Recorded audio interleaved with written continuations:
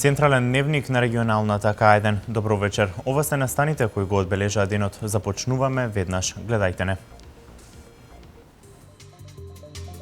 Фабриката Киро Кјучук се подготвува за рестартирање. Во моментов 30 на работници работат на оспособување на производствениот процес. Општина Неготино го подпиша договорот за реконструкција на водоснабдителниот систем заедно со резервоар за вода. Различните култури на народите представени преку проектот меѓуетничка интеграција во образованието.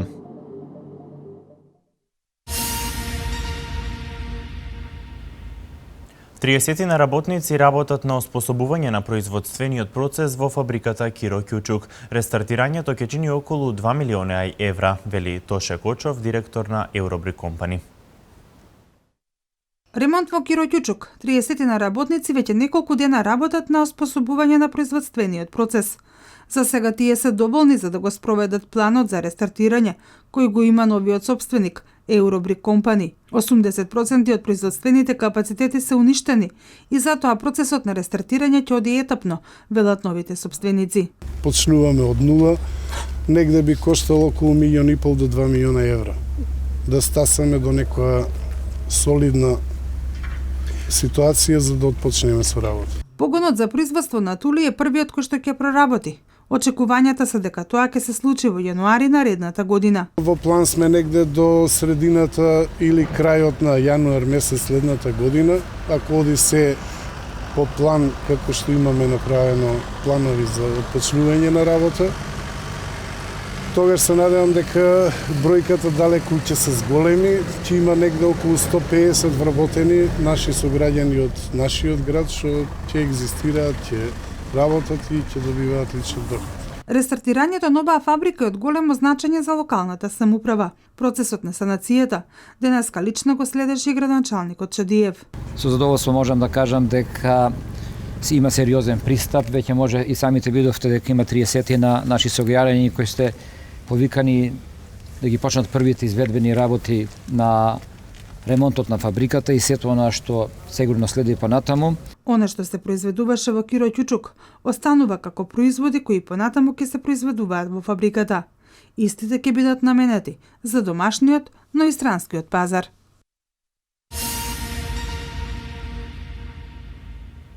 Ќе се реконструира водоснабдителниот систем заедно со резервоар за вода во општина Неготино. Со ова ќе се реши тридеценискиот проблем на жителите во оваа општина, потенцираше градоначалникот Ванчо Апостолов. Општина Неготино го потпиша договорот за реконструкција на водоснабдителниот систем заедно со резервоар за вода. Истиот е во должина од 80 километри.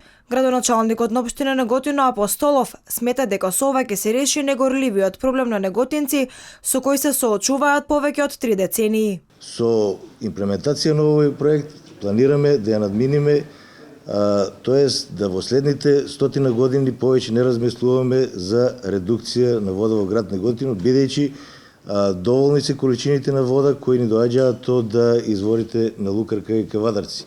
Изведувач на овој комплексен проект е фирмата Алдинг Инженеринг. Средствата за реализација на истиот се обезбедени од Светската банка, а водоснабдителниот систем заедно со резервоарот за вода ќе чини 38 милиони денари. Од фирмата изведувач велат дека не очекуваат нивните екипи да се сретнат со потешкоти при реконструкцијата. Се надевам дека после 9 месеци ќе ве поканиме на пуштање на водовод со градоначалникот во употреба. Се надевам дека граѓаните ќе бидат задоволни од нашата изведба.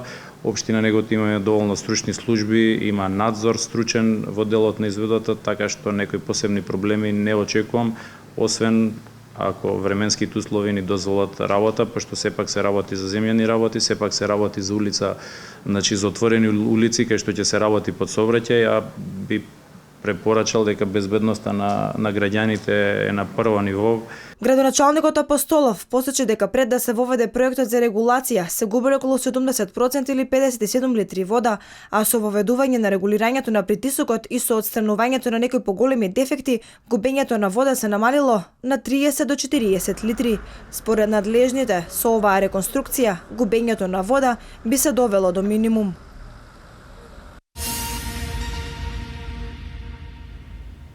По 8-те досегашни намалувања на лековите во вредност од 33 милиони евра, за следната година планирани 2 нови намалувања. Ова го најави премиерот Никола Груевски, кој потенцираше дека овој тренд на намалување на лековите ќе продолжи и во иднина. Наредната година планирани се 2 нови намалувања на цените на лековите. Овие намалувања доаѓаат по 8-те досегашни, а во вредност од 33 милиони евра. Ова денес го најави премиерот Никола Груевски. Овие пари, наместо во фармацевтските куќи, останаа во џебовите на граѓаните. Она што е значено е дека овој тренд ќе продолжи, се планира и за следната година и тоа 2 пати, еднаш во март и еднаш во октомври. Значи, дополнителни 2 намалувања на цените на лековите следуваат во 2016 година. Груевски ова го најави при денешната посета на клиниката за неврологија, која доби нов апарат за компјутерска томографија. Станува збор за инвестиција вредна 20 милиони денари. Овој апарат ќе го користат многу пациенти во текот на еден ден.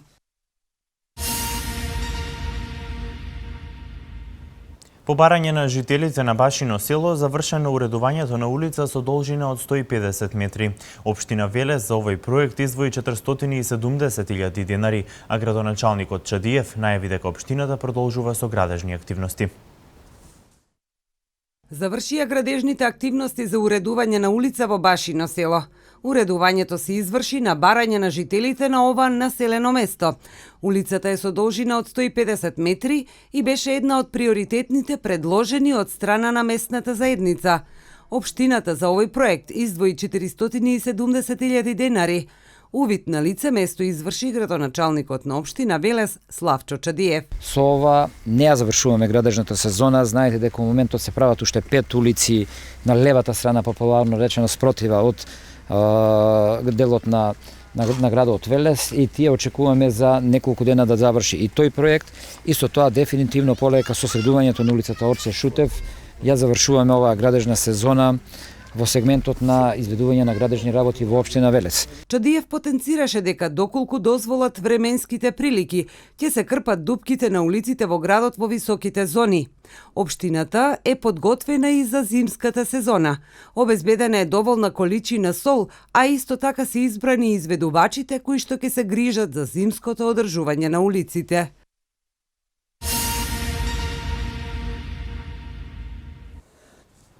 Во јули, август и септември, за разлика од поголемите земјоделски стопанства, земјоделските производи од индивидуалниот сектор се откупувале и продавале повеќе од минатата година, говорат податоците на Државниот завод за статистика.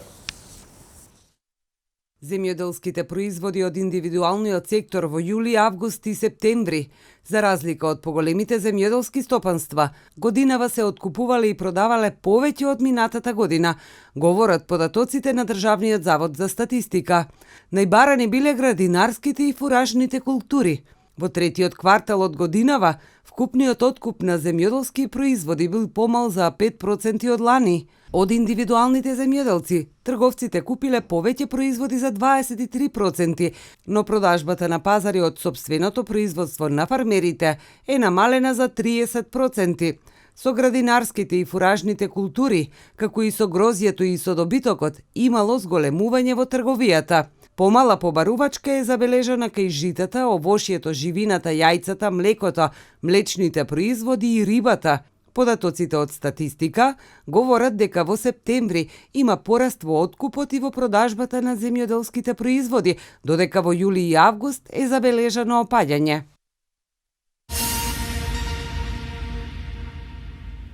Различните култури на народите представени преку проектот меѓуетничка интеграција во образованието. Целта на проектот е учениците да научат нешто повеќе за другите етнички заедници. Преку проектот за меѓуетничка интеграција во образованието, учениците од сите основни и средни училишта имаа можност да ги представат различните култури на народите. За таа цел беше распишан и конкурс каде учениците твореа на тема Македонија сплет на различните култури. И на тие презентации требаше децата да ја презентираат, односно да ги презентираат сите култури без разлика кои деца учествуваат. Значи имавме критериуми дека во презентациите и представување треба да учествуваат ученици од различни етнички заедници. Целта на проектот е учениците да научат повеќе за другите етнички заедници и да ги представат нивните култури. Ако, например, например, во тимот кој што ја составува презентацијата имаме деца македонци, албанци и турци, требаше да ги представат етничките, нивните етнички заедници и плюс другите етнички заедници, бидејќи знаеме дека живееме во држава која што е мултиетничка држава и сакаме нормално да имаме еден соживот, една соработка и затоа велиме дека училиштето е креатор на мултиетничко општество. Проектот за меѓуетничка интеграција во образованието е во соработка со Средното општинско училиште Димитрија Чуповски од Велес, а дел од активностите учениците ги одржаа по повод патрониот празник на училиштето.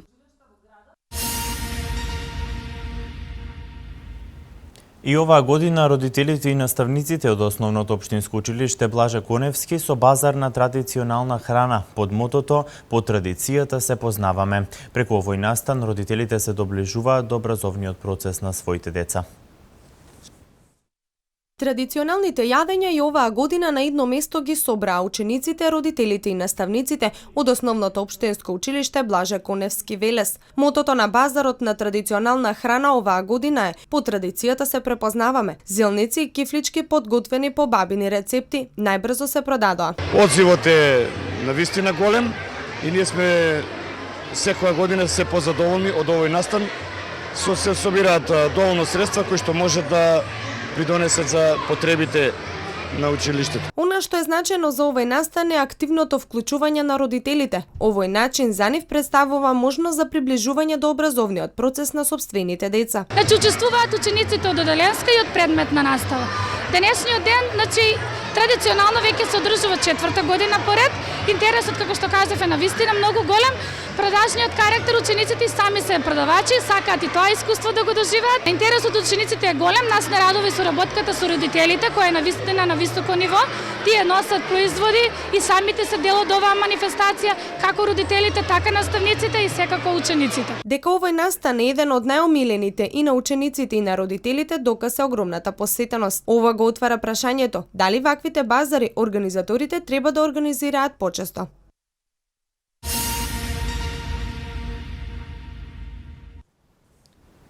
Хакерската група Анонимуси објави порака со која ја повикува Европа да не молчи за кризната ситуација со мигрантите во Македонија. Председателот на чешкиот парламент денеска во Македонија.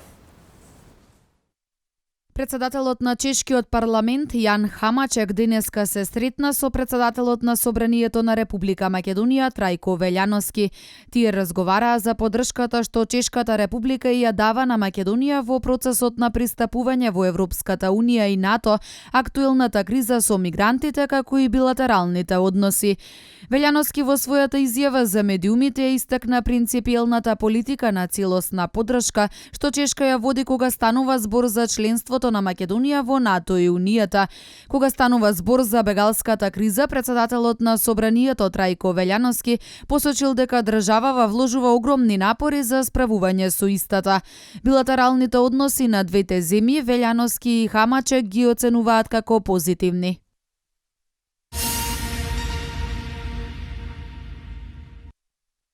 Хакерската група Анонимуси на својот профил објави порака преку која ја повикува Европа да не молчи за состојбата во Македонија. Како што стои во пораката, објавена на германски јазик, германската јавност не сака да ја прифати критичната ситуација со мигрантите во Македонија и покри тоа што инцидентите кои тие ги предизвикуваат ги карактеризираат како високоризични. Инаку хакерската група реагираше за терористичките напади кои неодамна се случија во Париз, кога згасна неколку илјади профили на социјалните мрежи Facebook и Twitter, од каде што исламската држава ги пропагираше своите цели. Нов напад на ИСИЛ, најмалку 18 загинати во експлозија во ресторан во Каиро. Рускиот претседател Владимир Путин вели дека руската воена операција во Сирија не е само помош за сирискиот народ, туку и одбрана на интересите на Русија и нејзините граѓани. Најмалку 18 лица загинаа од експлозија од молотов коктел во ресторан во Каиро. Нападот се случил во раните утрински часови. Извршителот е лице кое работел во тој ресторан и добил отказ. Ресторанот се наоѓа во квартот Агус во центарот на Каиро. Милитанти на ИСИЛ ја превземале одговорноста за голем број на експлозии и пукање во Египет, главно насочени против безбедносните сили од 2013 година, кога беше исфрлен исламистичкиот претседател Мохамед Морси по масовни протести.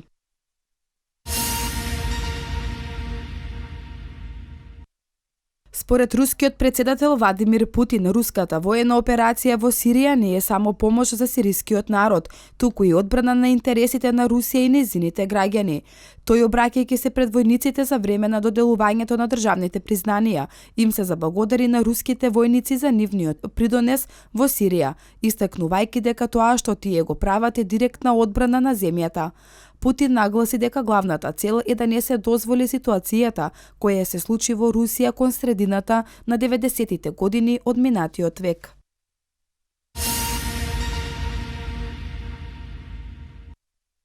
Во близина на Либискиот брег италијанската воена морнарица и крибрежната стража пресретна брод со околу 2000 имигранти.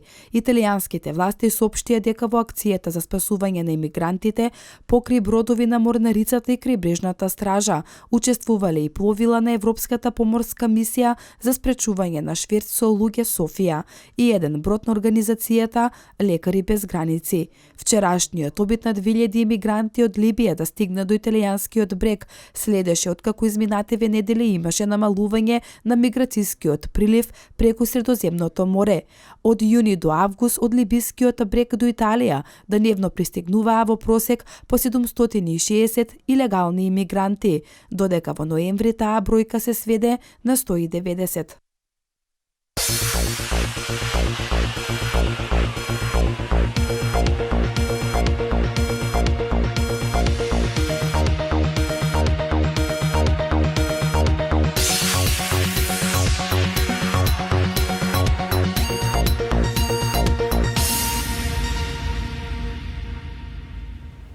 Ана Милчевска е новиот фудбалски талент на Македонија. Преговорите пропадна Македонската кошаркарска федерација, не го прифати барањето на Докузовски. Домашен спорт. Капитенот на македонската репрезентација и ракометар на Барселона Кире Лазаров е дел од идеалниот тим на годината во изборот на специјализираниот ракометен портал Handball Planet. Во конкуренција на Ласло Наќ, Жарко Марковик и Алекс Душебаев, Лазаров доби најмногу гласови на позицијата десен бек. Во изборот на тимот на годината покрај Лазаров се најдоа уште тројца играчи на актуелниот европски шампион Барселона.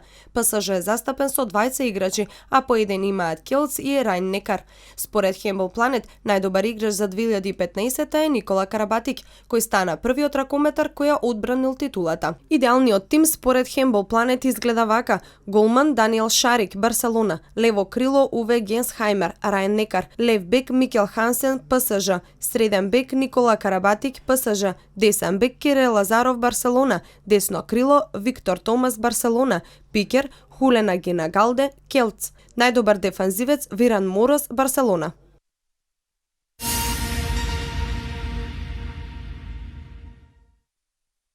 Марин Докузовски, кој беше првата желба на челниците на Македонската кошаркарска федерација за нов селектор, ја одбил понудата да го превземе националниот тим.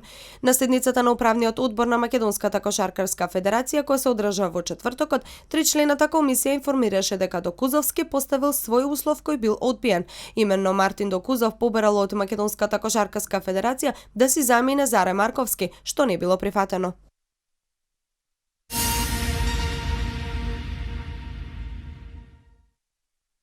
Нов македонски женски фудбалски талент, незиното име е Ана Милчевска. Без сомнение изобилува со прекрасни фудбалски вештини, одлично се снаоѓа со топката, ги остава љубителите на овој спорт без див. Моментално не е член на ниту еден фудбалски клуб, но според информациите се очекува да ги брани боите на Маđари Солидарност. Таа вкупно 5 години се занимава со овој спорт и нејзин идол е фудбалерот на Манчестер Юнајтед, германскиот интернационалец Бастиан Швајнштајер.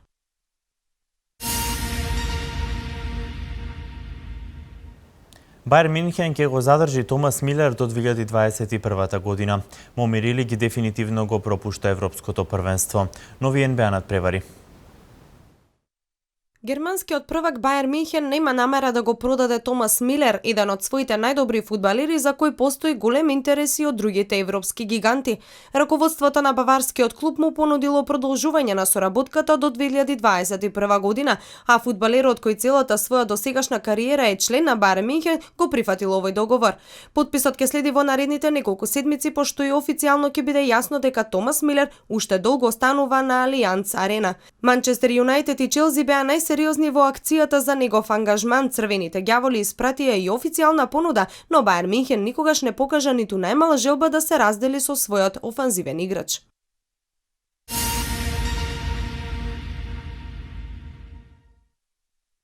Екипата на Вестер во следните 2 месеци нема да може да смета на Момир Илик, кој заработил повреда за време на дуелот од Лигата на шампионите против Пари Сен-Жермен. Повредата воопшто не е наивна, станува збор за скршеница на раката здобиена на самиот почеток од мечот при незгодниот пат откако Илик го постигна својот прв гол на мечот. Интересно е што тој во дадениот момент не почувствувал посериозна болка, па го продолжи мечот постигнувајќи уште 9 погодоци до крајот. Повредата на Момир Илик значи и дека тој дефинитивно нема да настапи за Србија, на кој северниот сосед е еден од ривалите на Македонија на Европското првенство 2016.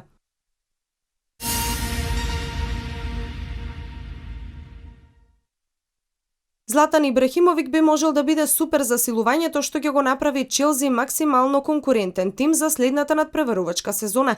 Договорот на Ибрахимовик со ПСЖ истекува на крајот од сезонава, а швеѓанецот веќе најави дека нема да го продолжи, што го прави достапен како слободен играч. Ибракадабра веќе во јануари би можел да потпише преддоговор со својот нов клуб, а Мориньо се надева дека ќе успее да го убеди тоа да биде токму Челси. Сините се подготвени да му дадат на Ибрахимовик плата од 150.000 фунти неделно, пари што ќе се обезбедат со самото заминување на Радамел Фалкао, а Златан би добил и богат бонус од неколкуте милиони за самото потпишување на договорот.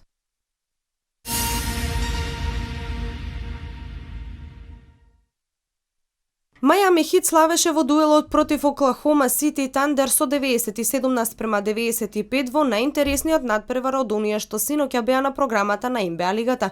Дуелот на Флорида го одбележа дури 38 промени на водството и 11 израмнувања, за на крајот да биде решен од страна на Двейн Вейд, кој ги погоди двете слободни фрлања на 1,5 секунди до крајот и му ја донесе победата на домашниот состав. Вейд беше најефикасен кај Мајами со 28 поени, Бош додаде 16, а Драгик 14 поени во големиот триумф, додека кај Оклахома Вестбург и Дурент постигнаа по 25 поени, што сепак беше недоволна за триумф. Сан Антонио лесно извојува победа на гостувањето во Мемфис, изразена со конечни 20 поени разлика, 83:103. Леонард беше во главна улога, погодувајќи 7 тројки за вкупно 27 поени. Олдрич го заврши мечот со 18, а Тони Паркер со 17 поени за триумф во мечот во кој Спарси доминираа, не дозволувајќи им на домаќините да влезат во ритам. Денвер ја прекина серијата на 8 порази, триумфирајќи на гостувањето против Торонто, додека Орландо влезе во победнички тим, славејќи во Солт Лейк Сити над Јута за својот 5-ти триумф во низа.